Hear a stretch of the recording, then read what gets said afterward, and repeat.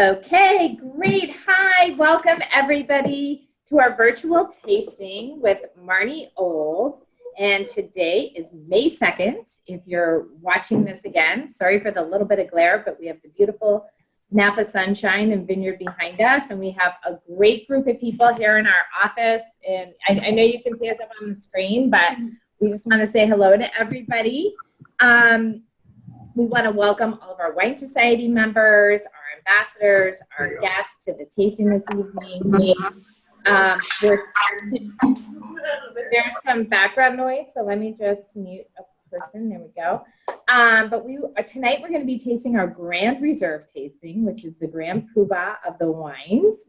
And so we're going to have a lot of fun tasting through some of the best Boisé wines. And we're with award-winning author and somm Marnie Old, who is always so great with how she brings the wine world to life and explains wine. And doing tastings is just a great way to experience many of our wineries in a single experience. So Lori Turner, who's going to help be our Vanna White tonight and post the tasting slate menu or the link to the Grand Reserve in case you don't have an actual menu in front of you. We have a tasting menu. If you don't have that in front of you, no problem. You can actually follow along on the website and just click on the wines and read about the wines. But grab a pen and paper if you want to take some notes. What we're going to do is have a little fun. We're going to move through this fairly quickly. We like to say it's a little bit like speed dating, but it's speed tasting. Drinking. Yeah, drinking and see which one you fall in love with. You don't have to fall in love with every single one. You may, but this is a fun way to really experience, like we said, a lot of different amazing wines that people normally have to travel far and wide to taste, because these are the wines that you typically don't get in the stores. They don't make it outside of our tasting rooms.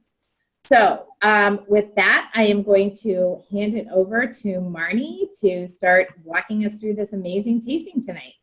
Fantastic. I'm so psyched. We have been working our way through the various tasting experiences, and now we get to go to the granddaddy of them all, which is, of course, the Grand Reserve tasting. And as with most Boisé collection tastings, we're going to be tasting through 6 wines. I'm going to be moving through them in order. And of course, we're going to be having to move fairly quickly. We don't want this virtual tasting to be taking a couple hours, the way you might normally taste 6 different wines at home. But do remember, we are recording this. So if it's going too fast for you, you can always hit pause and come back to the recording later and finish with your friends. Or the other thing that you can do is you can taste along with me, taste and dump, and then taste the next wine and dump, and then come back to your favorites at the end. So that's probably the best way to do it if you want to come through it live and still be able to chat in your questions and have them answered and all of that. So first off, my name is Marnie Old. I'm the Boisé sommelier, and I come out of the restaurant side of the wine world rather than the winery side of it. So I'm very used to talking about fine wines like these. And I've got to tell you, we have a spectacular lineup today. So the first wine that we're going to be pouring, and that I've already poured and gotten started in case you haven't caught up with me yet, is a sparkling wine from the JCB line. Now, within the Boisé collection,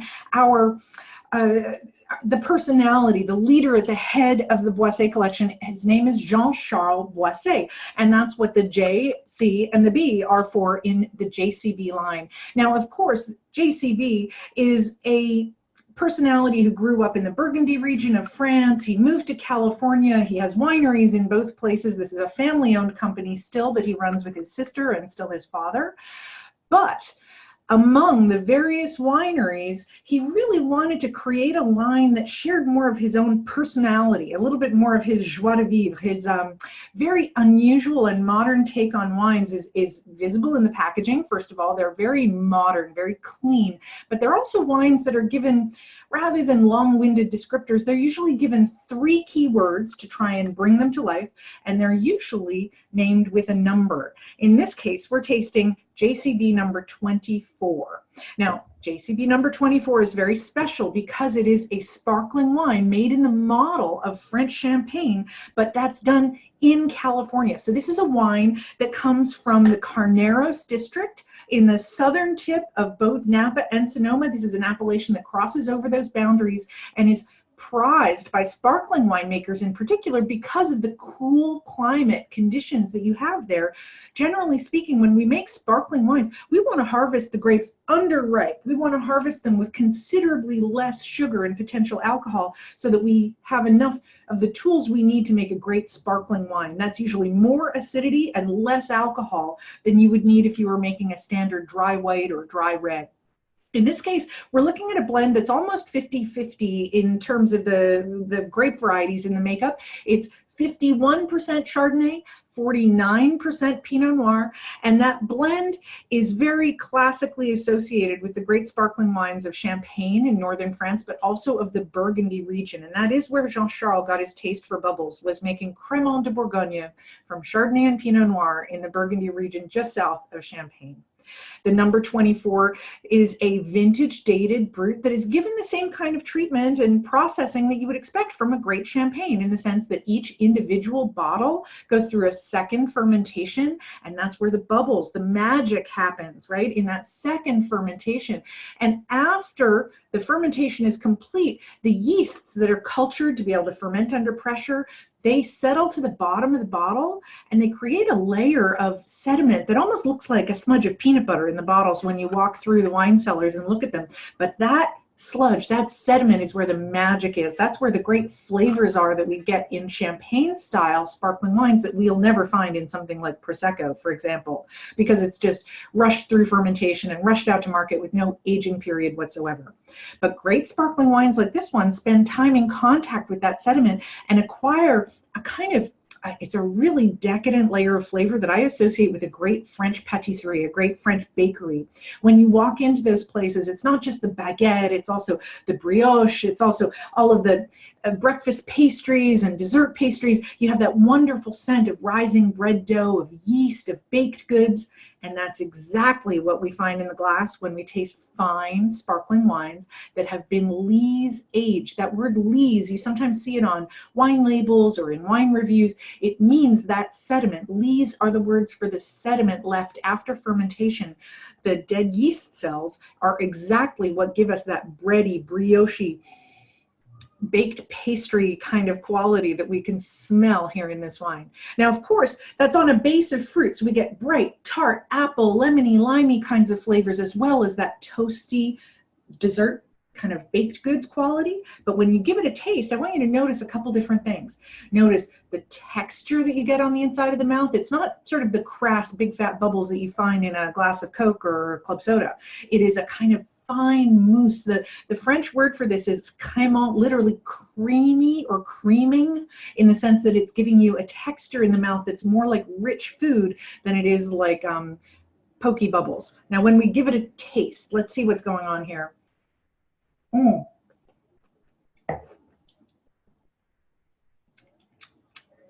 Really spectacular way to start any meal. There's a reason we start with sparkling wines, by the way. When we serve a great dinner in a restaurant, we'll always start with bubbles first, before the first course, before the next course, and so on, because sparkling wines just, they wake up the senses in so many different ways. It's almost like those bubbles they're like the little scrubbing bubbles in those commercials for cleaners that cleanse the palate. You know, they get rid of everything that you've been drinking before, whether it was a cup of coffee or a scotch and water at the bar, maybe Altoids before you walked into the restaurant or into your friend's house for a dinner party.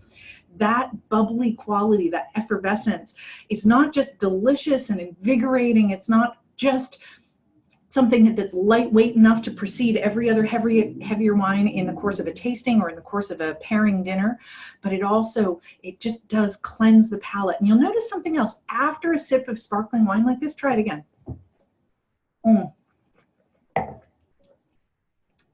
That invigorating, tingling sensation in the mouth has a very pronounced effect. Can you feel it now? It makes your mouth water. We know that when food comes to the table and it smells good and you take a sniff, oh, it makes your mouth water. It's making you hungrier. It's making you thirstier. It's making you crave and want and anticipate the next bite, the next sip. And that is so key for enhancing our enjoyment of any food. And sparkling wine does that better than any. That's why it needs that high level of acidity that we get from early harvested fruit. That's why cool climates work better for making sparkling wines like this one than warmer climates. This is everything we need to know about sparkling wine in one delicious bottle. And I hope you're enjoying the number 24 quite as much as I am. With that, though, we have so many more wines to taste. We're going to have to give it up and move on. So I am going to make space in my glass for the second wine in our flight, which is also from the Carneros district, but in this case made at Raymond Winery. And I'm sorry, you're getting a little glare on the label. I'm not sure if you can see it there, but it is the LVE Chardonnay. And I didn't realize when we were preparing for this tasting that we were going to be tasting the new 2016 vintage of the LVE, which is kind of relevant because the 2015 was an unusually rich vintage. It had just this mouth-coating opulence to it. This vintage is the vintage where the winemakers changed from a blend of fruit from Carneros down at that southern tip of Napa that we were talking about a moment ago with the sparkling wine, and a fruit source that was up in another valley, a little further away from the cooling influence of the water. And so you had kind of a duality of brightness coming from the cooler climate and richness coming from the warmer climate in that Jameson Valley fruit that was the other vineyard source. What's interesting is that moving into the 2016, which just started this month, this is brand new for all of us, by the way, in the Boisset collection, the 2016 LVE is fascinating to me because they went just to the single vineyard. All of the blocks of fruit for this Chardonnay are within the same vineyard in the Carneros appellation. And as a result, the wine feels just a touch lighter, just a shade brighter, a little bit more refreshment coming in than the incredible kind of butterscotchy richness that we used to have. Of course, there's still tremendous richness here of texture. There really is no way around that when we're making a Chardonnay at this degree of ripeness. I mentioned earlier that to make great sparkling wine, you have to harvest the grapes quite early so that the base wine is only around 10% alcohol after its primary fermentation.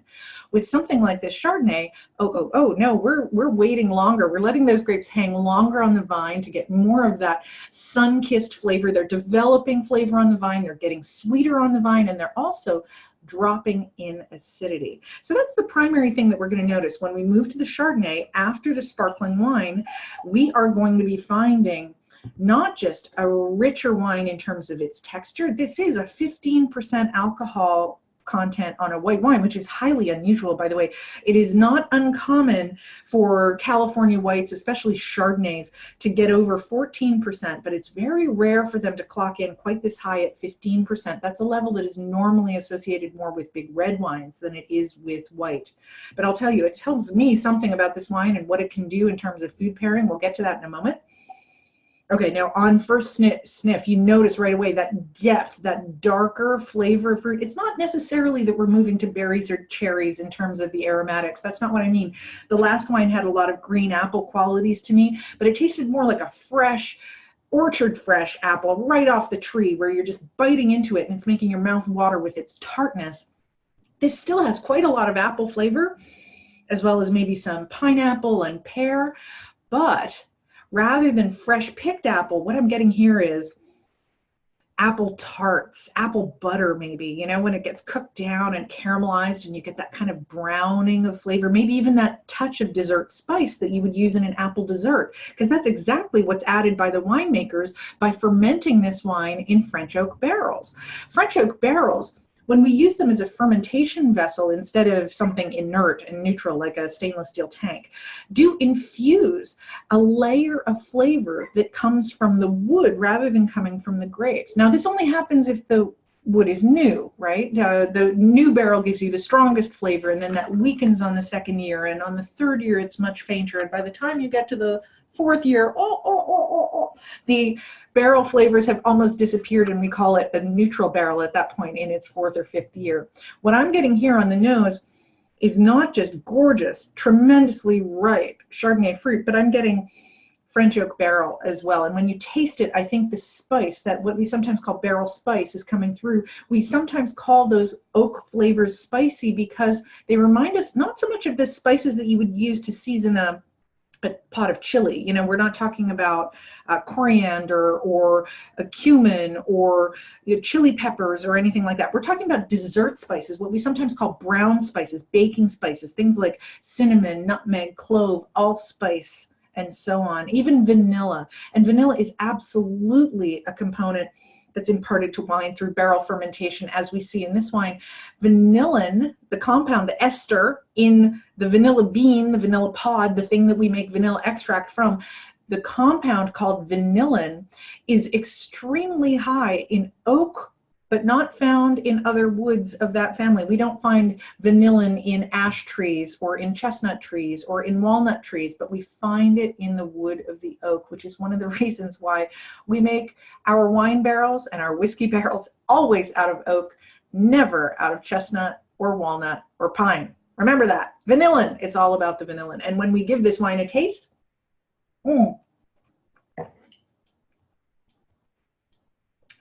a huge contrast in texture with the last wine.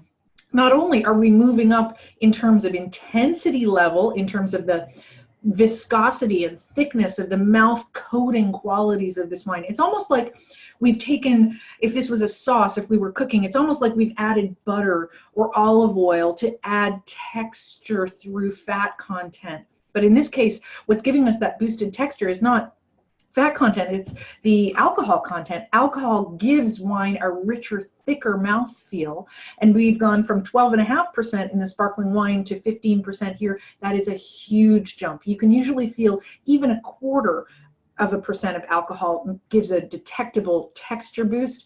When we're starting to talk about 2.5%, that's what we're detecting here. Much, much richer texture. But there's also a couple other things going on. We have a much broader, wider, less acidic impression of the wine, as well as having that creeping quality of the dessert spices, the baking spices we were just talking about coming in from the oak barrels. And that's exactly what Chardonnay drinkers are looking for when they're looking for a Chardonnay that's at that big end of the spectrum. In restaurants, we used to sort of have a code word that we all knew what somebody was looking for if they told us that they wanted something that tasted like a Rombauer Chardonnay. Well, that's because Rombauer was a pioneer of Chardonnay in the Napa Valley and really did help Americans acquire a taste for barrel fermented Chardonnay at the richer end of the ripeness spectrum that was bold enough to be able to stand up to your steak at the steakhouse. I mean, this is no wimp of a white wine. Let me tell you, I would not be pairing this wine with a delicate salad or a lighter food item like a mozzarella salad or something along those lines. This is also not a wine I would pull out with raw bar, like raw oysters or clams. No, no, no, no, no. This is a wine that can handle much more intensity. Like, for example, if we were going back to our sparkling wine, the 24.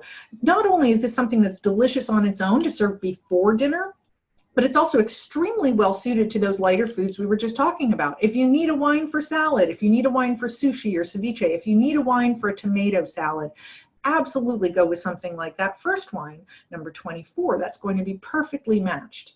But here, I would be thinking about richer things, foods like risottos, for example, starches, French fries, and scalloped potatoes. I would be thinking about things that have been cooked and browned. And actually, that's one of the reasons that we do a popcorn pairing with all of our tastings. And today's popcorn, I have to tell you, I was having great fun making this earlier, is actually a kettle corn. So it's not a straight, salty, savory popcorn. It's got a little touch of brown sugar. And if you try it with this Chardonnay, what you'll see, first off, well, to me, any popcorn and any Chardonnay is usually a match made in heaven because they just work so brilliantly together. There's something about corn as a vegetable, whether you serve it fresh, steamed on the cob, if you do a corn souffle or something along those lines. Corn and Chardonnay are just, they love each other. But the kind of salty sweet action that we have going with the kettle corn is such a nice complement for this. Often sweet foods can be challenging for wine pairings, but not when you have such a ripe style. It almost cries out for a touch of sweetness. Mm.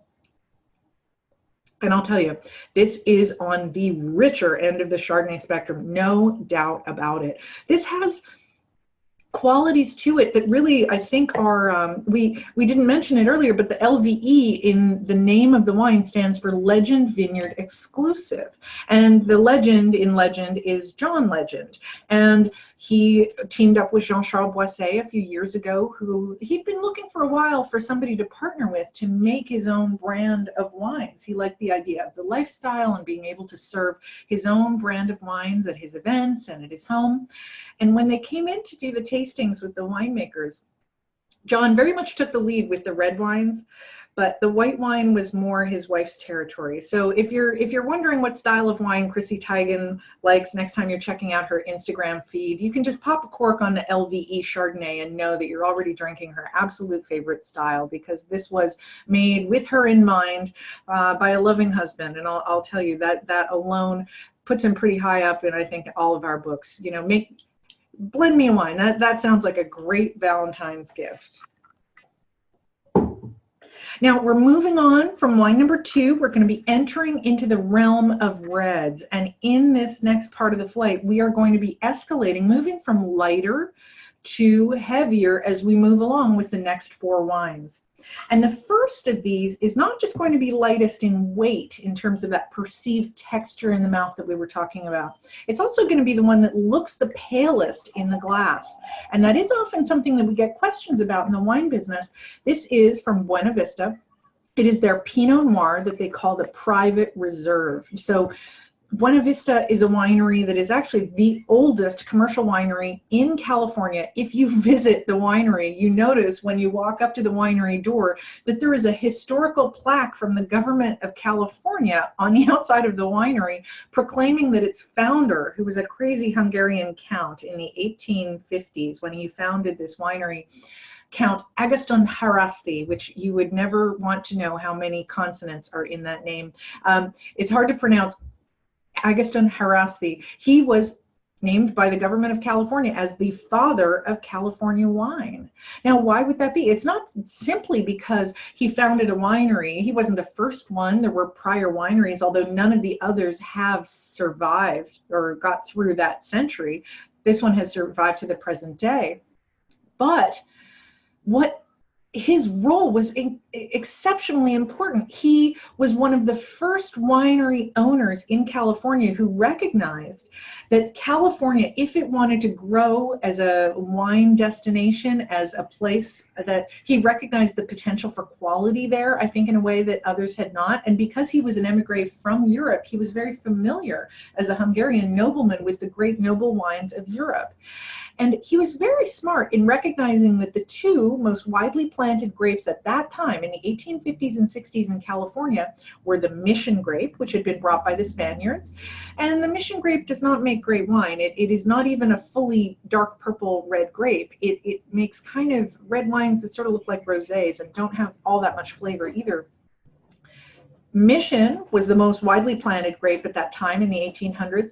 And the second, the one that winemakers were rushing to plant because it made superior wine, is one that we know today as Zinfandel. So Mission and Zinfandel were widely planted throughout California in the 1800s. And it was Count Haraszti who convinced the leadership of the California government that they needed to improve the quality of their wines by planting higher quality grape varieties. And they hired him. They gave him a contract and sent him to Europe to bring back cuttings of the finest wine varieties on earth. So what did he do? He went to the top regions of France and Italy and Spain and Germany and Austria. He went all over Europe and collected cuttings, the budwood of young vines, and packed them back and brought them to California, planted them and propagated them, essentially starting a nursery on his own property to be able to create enough root off enough vines to be able to create full vineyards of grape varieties like Chardonnay, Cabernet Sauvignon, Merlot, Pinot Noir. He was the one who brought all of those grapes back to California, and that is where he gets his reputation as the father of California wine. He was also the first to dig cellars for fermenting and aging wine. He was the first to do farming without irrigation, what we call dry farming, to improve the quality of wine, and to do something that was widely practiced in Europe but was never ever done in California at that time, which was pruning the vines back to restrict yield. At that time, for a farmer, it seemed kind of crazy to deliberately make less wine off each acre of land. But Count Harrison, the Count of Buena Vista, knew something that they knew in Europe, which was that the smaller the yield off each vine, the higher the quality of the wine could be. And that is what we're tasting, the legacy of the Count here in the Private Reserve series. This is the Pinot Noir that is a blend of roughly 2/3 fruit from the Sonoma and Sonoma Valley area near the winery down in the town of Sonoma. And the other third comes mostly from vineyards in the Russian River Valley area, which is not very far away, but a little further west and closer to the coast, which brings a little bit more brightness and balance to the wines. When you give it a swirl and a sniff, it has that bright red-berried fruit that we associate with Pinot Noir. Pinot Noir always smells to me more like things like raspberries and red cherries and strawberries and even a little bit of pomegranate thrown in there, and less like the dark black fruits. And this definitely has that red-berried quality. It's also got that distinctive thread of an almost earthiness and outdoorsiness, a smell that reminds me of gardening or going for a walk in the woods, the great outdoors. Those are things that we associate with Pinot Noir. And when we give it a taste,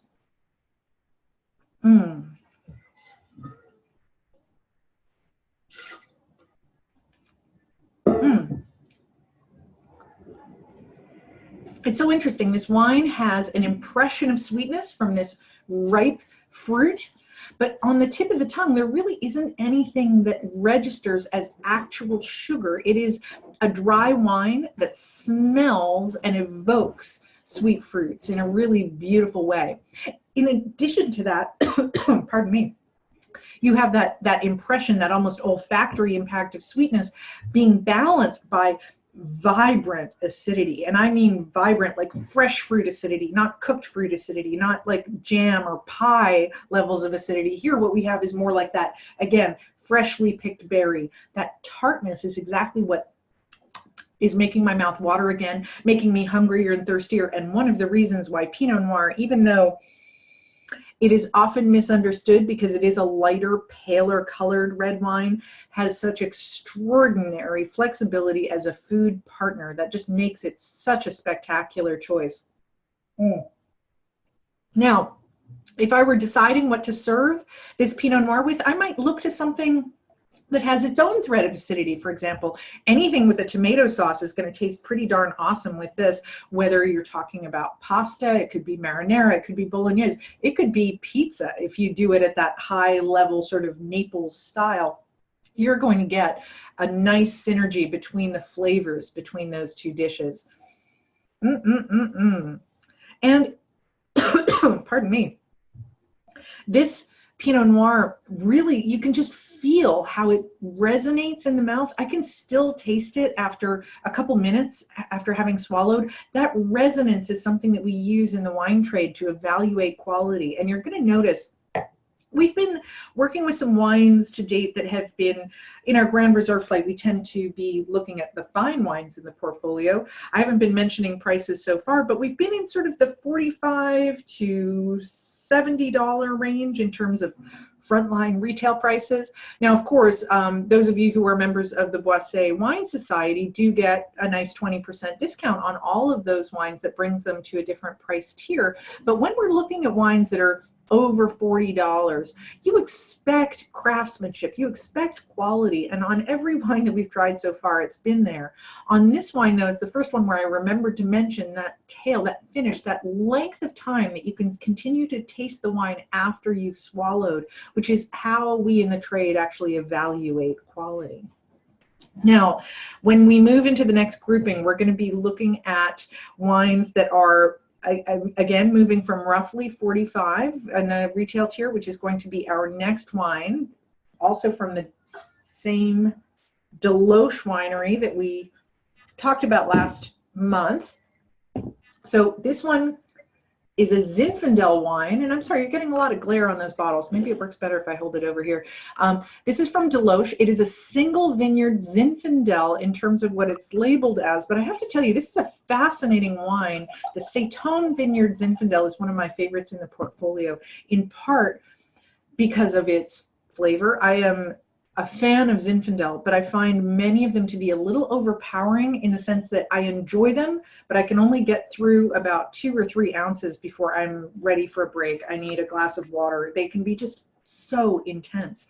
What I love about the Seyton Vineyard Zinfandel from Deloche is that it's a cool climate Zinfandel. It is from the Russian River Valley. It is not from one of the Central Valley appellations like Lodi that gives you that incredible power, or even from that Dry Creek Valley region that's famous for its Zinfandels a little further north from here, which is sheltered from the ocean by a range of hills. This comes from the same region that is known for its Chardonnays, its Pinot Noirs, even its sparkling wines. And this vineyard is less than a mile from the Deloche Winery on Olivet Road.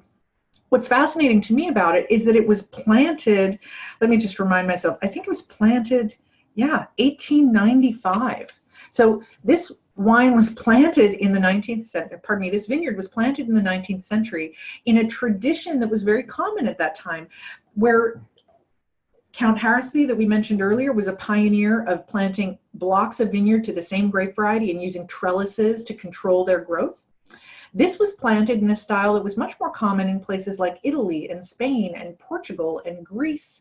It's what's called a head-pruned vineyard, also known sometimes as a bush vine vineyard, meaning that if you drive by, you don't see trellises and wires holding the leaves and branches of the vines off the ground. What you see is these kind of gnarled little mini trees sticking up, each individual one having its own kind of tangle of branches above it. This is a vineyard that, as I said, is more than 100 years old. Of course, the individual vines in it, most of them have been replanted since 1895, but it's been maintained in that style of not just bush vine, but field blend, which is, as I mentioned, something associated with other regions of Europe, not France, not Germany. This is something that they used to do in Italy. It's something they used to do in Spain and Portugal. They would mix in the different grape varieties that they wanted in their final blend and plant them all together so that they would be all harvested together and all fermented together and all aged together, rather than harvested separately, fermented separately, aged separately, and then blended, which is, more of the tradition in a region like Bordeaux, for example, or Champagne. Here, they have just kind of a crazy kitchen sink mix of grape varieties out in the vineyard. And in Seyton, because more than 85% of the vines are Zinfandel, they are allowed to call it a Zinfandel on the label. But I have to tell you, there's a fair number of Alicante Bouschet vines in this vineyard. There are Petit Bouschet vines. Alicante Bouschet, by the way, is an unusual grape in that it has red flesh, not just purple skins, but red flesh.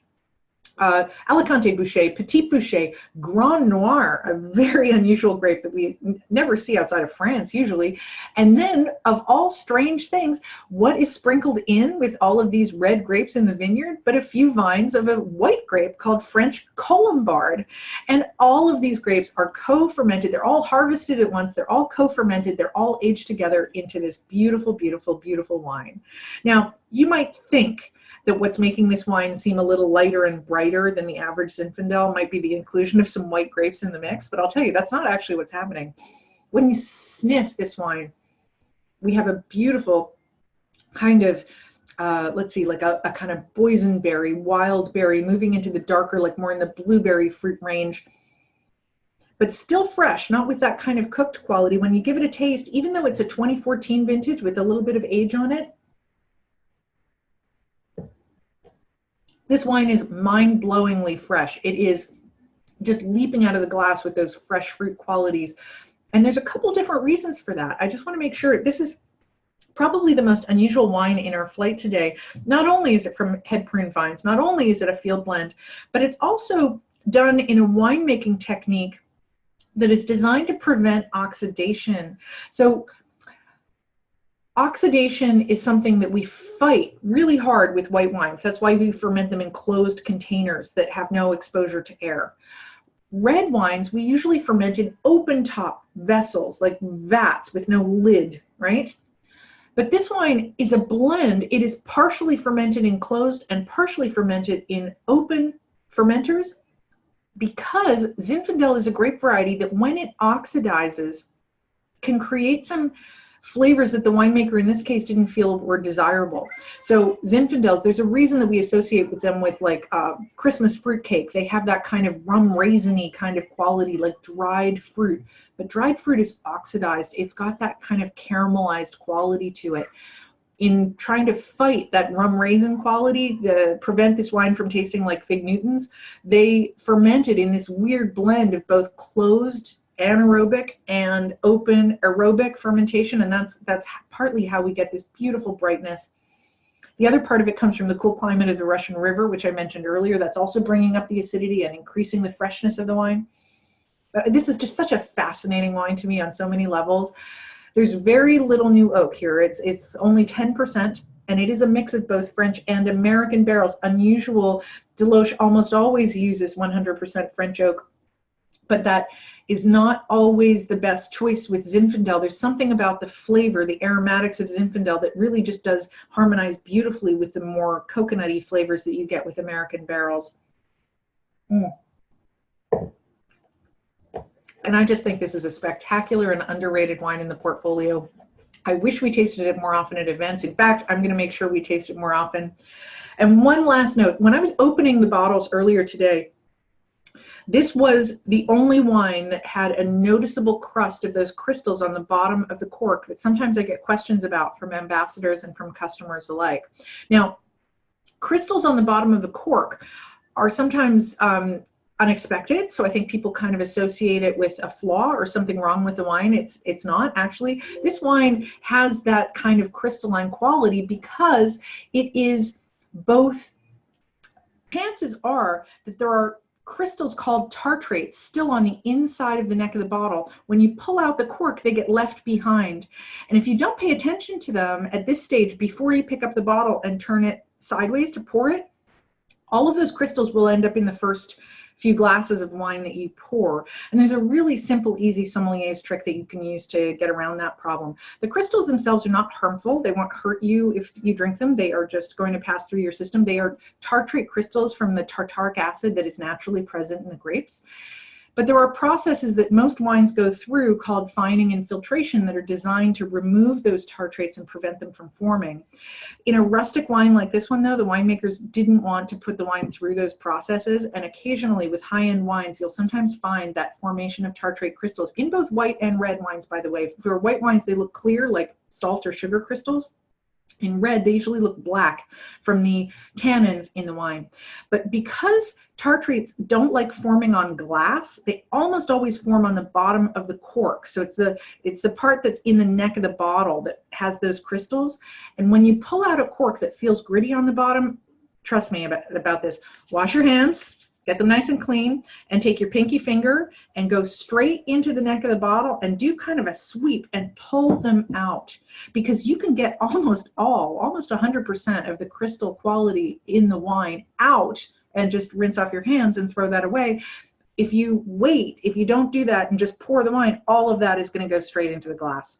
So I did find tartrates in this wine. It's not going to hurt you. It's actually a sign of very careful and thoughtful winemaking where they were trying to preserve the flavors that were in this wine.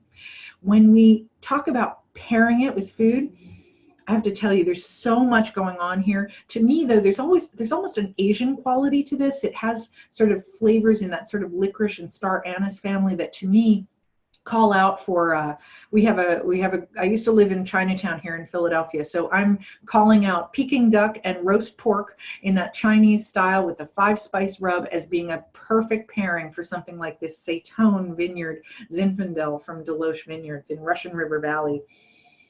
It is absolutely, truly unique and spectacular, and I I am very, very proud that they have continued the tradition. Yes, we've started farming differently than the way this wine was originally planted in the 1890s. However, to be able to do honor to those traditions and to make a wine that is a little quirky and a little funky and a little strange, but beautifully so, to me, I think that that's kind of a testament to where we're going in the wine world. We want to preserve the diversity out there and be able to taste it in a glass.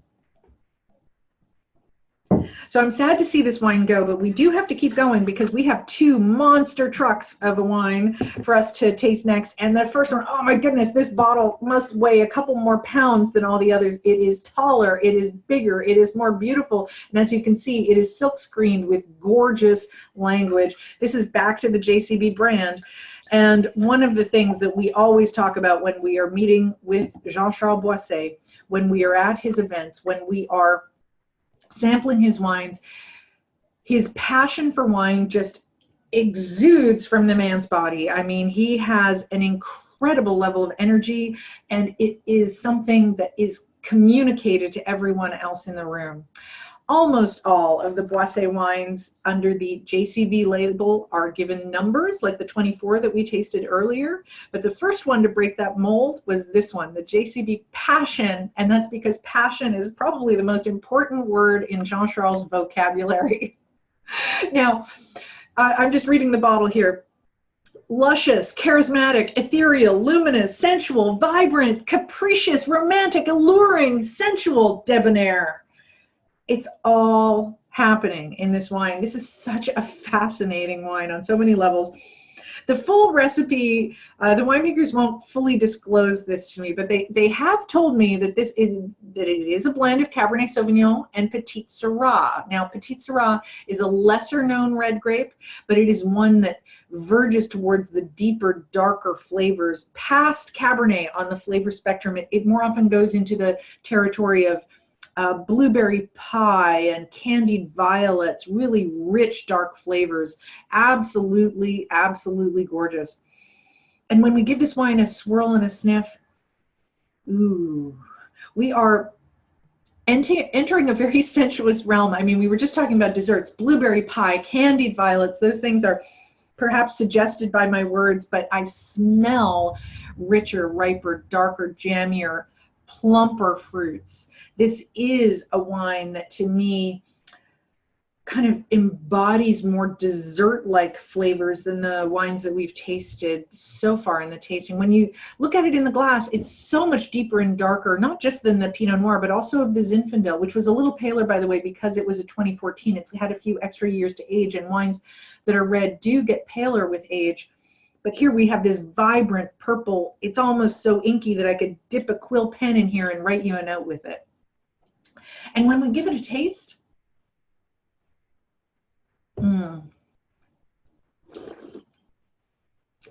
wow. Okay, so first of all, the texture is the first thing that strikes me with this wine. It is so supple. It's like drinking velvet. It feels like we have just decided to wallpaper the entire inside of our mouth with velvet. It's got this gorgeous, gorgeously plush texture to it. Deep, deep dark flavors with a hint, as I mentioned, of floral qualities. There are many red wines that are more herbal, like Cabernet Sauvignon. This is distinctly floral to me in the sense that it has a hint of the smell of mimosa blossoms or honeysuckle or violets. It's absolutely gorgeous wine. Now, notice how not only is it mouth-filling and rich, but it also does this thing that's really hard to do in lesser wines. It gives you that incredible flavor, impact, and texture, but then in the finish, it just floats away as light as a cloud. It's also, it's somehow refreshing after all of that. I don't know how this wine does it. There must be some crazy magic in this heavy bottle. Maybe there's some kind of strange electronic device in the bottom that is making it seem heavier, but the wine is doing something that is really, really, really hard to achieve. It is somehow occupying two ends of the spectrum in being both opulent and refreshing at the same time. I don't quite know how to explain it, except that Jean-Charles is a remarkable winemaker. Now, if we're talking about pairing a wine like this, there's really so much you can do here. First of all, most red wines of this power, of this concentration, of this intensity, need food in the sense that they don't quite taste right on their own. They're a little too tannic, or they're a little too dry, or they're a little too acidic, whatever the case is.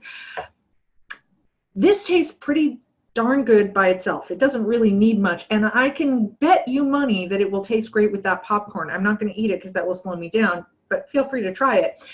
The thing that I would do with this, though, is I would look for something that's on the lean red meat end of the spectrum. Think venison, for example, something that has so much flavor, so much color without a heck of a lot of fat content to it. And then I would serve it with something in the sauce that has a little element of sweetness, whether that's a port wine reduction sauce, whether that's some kind of a teriyaki glaze, or something with a little Asian something happening on the side.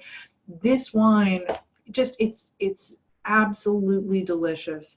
And I probably wouldn't be doing it with something as light as seafood, but as long as you're in anywhere from the duck to the lamb spectrum on the protein rainbow, I think you're in the right place. Wow. Gotta say, Jean-Charles, that one is a memorable wine. And of course, that is the 2015 vintage of the JCB Passion. Now, finally, we have one wine left, and it is another monster truck in the sense that it's also at the heavier end of the premium red wine spectrum. And I'll tell you, I haven't been, we've done a few flights now. This is number 3, and the Grand Reserve is so over the top. I'm getting really excited about these wines because the next wine coming up comes from one of the top winemakers in Napa Valley. Her name is Stephanie Putnam, and if you visit Raymond Vineyards, you will get a chance to see her with her kind of crazy curly hair, walking around the estate, walking around the winery, going through the vineyards. She's always there.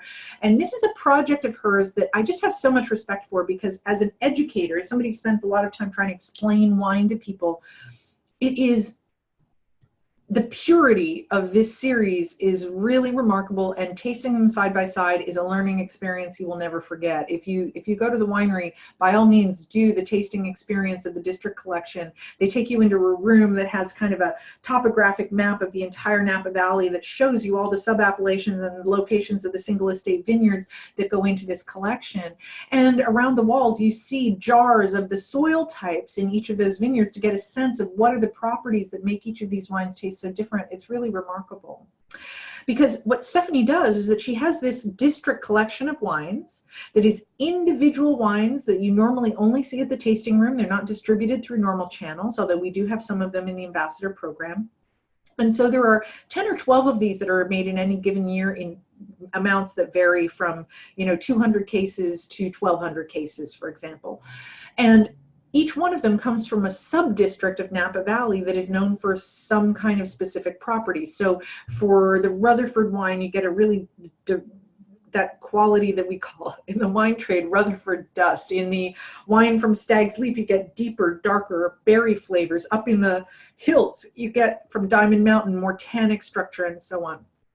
Well, that collection of individual wines from sub-appellations of the Napa Valley is called the district collection. If you go to the winery and taste through them, they will call it the district collection. What's fascinating to me is that there's one wine they can't taste you on at the wineries, and that is this wine. It is just called district collection. It is exclusive to the ambassador program, and it is a blend of 5 of the best of the district collection individual bottlings from Stephanie's favorite appellations.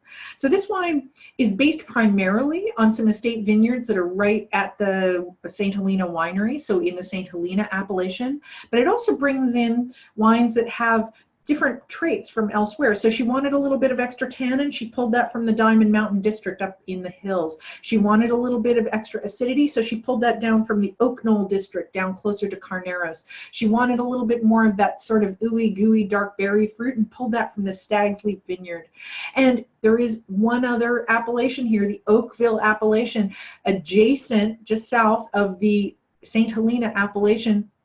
This is the region where, the Cabernet business got started in Napa Valley. Oakville is where Robert Mondavi started. It's where Opus One is located. It's where many of the most sought after vineyard land, you know, the stuff that goes for 400 grand an acre, that's kind of centered in Oakville more than anywhere else in the Napa Valley.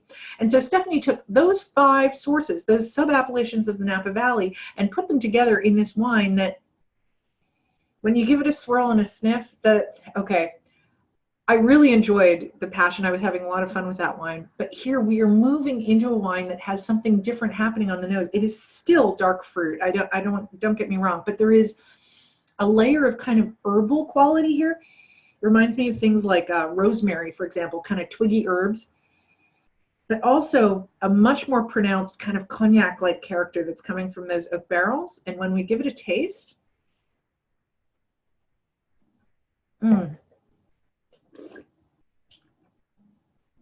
wow.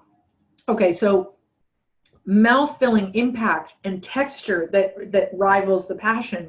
But notice how much higher the acidity is here, that whip crack of kind of tart, sour cherry kind of acidity coming in behind the rich, ripe fruit.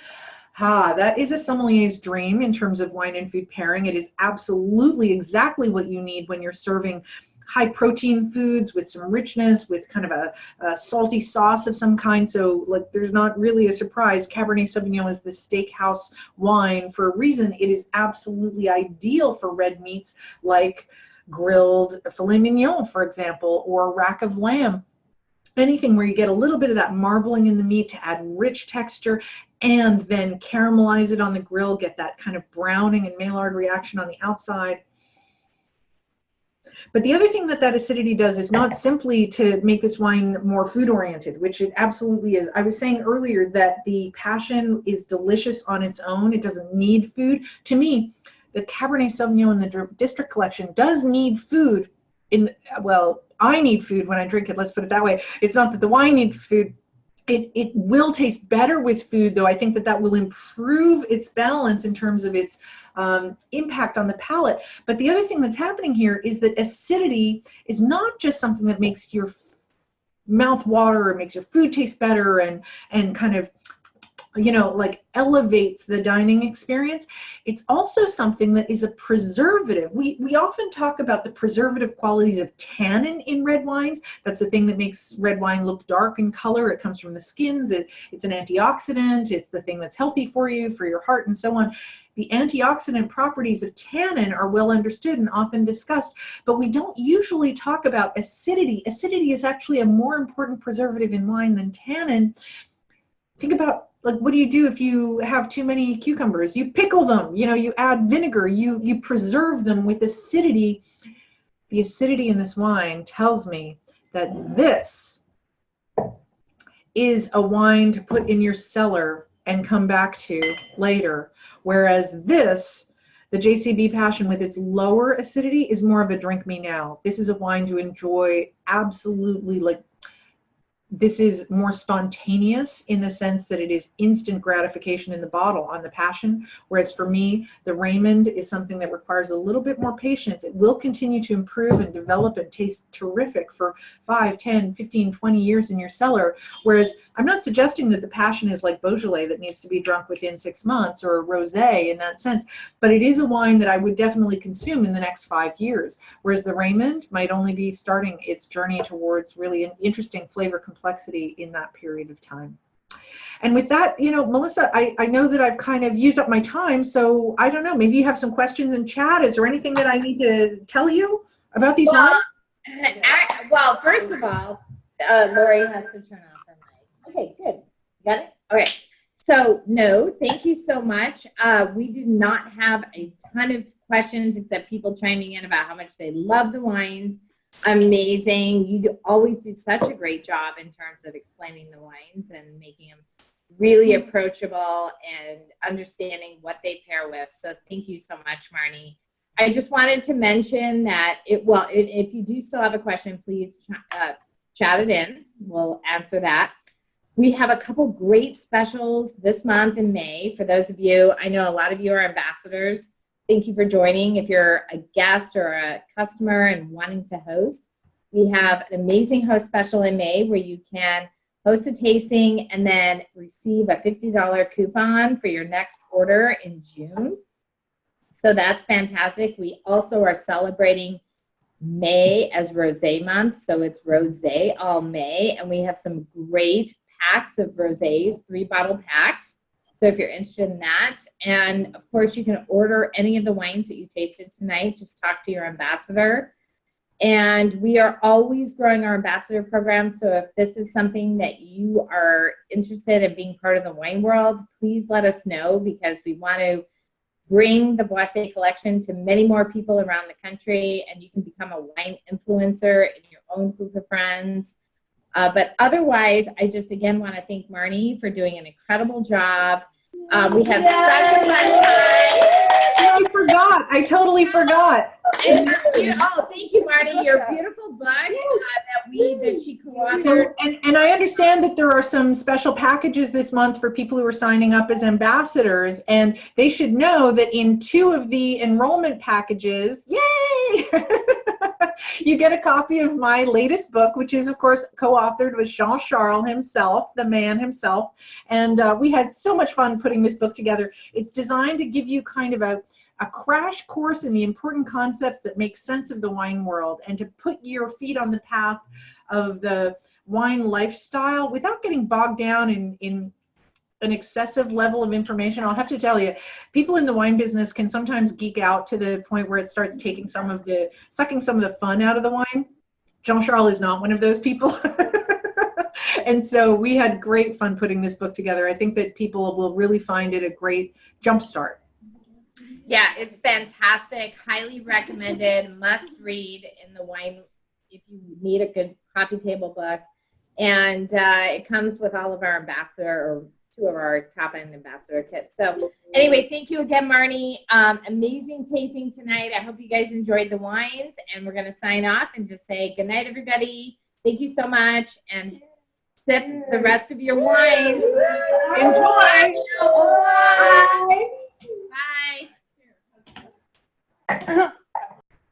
Bye. Pardon me.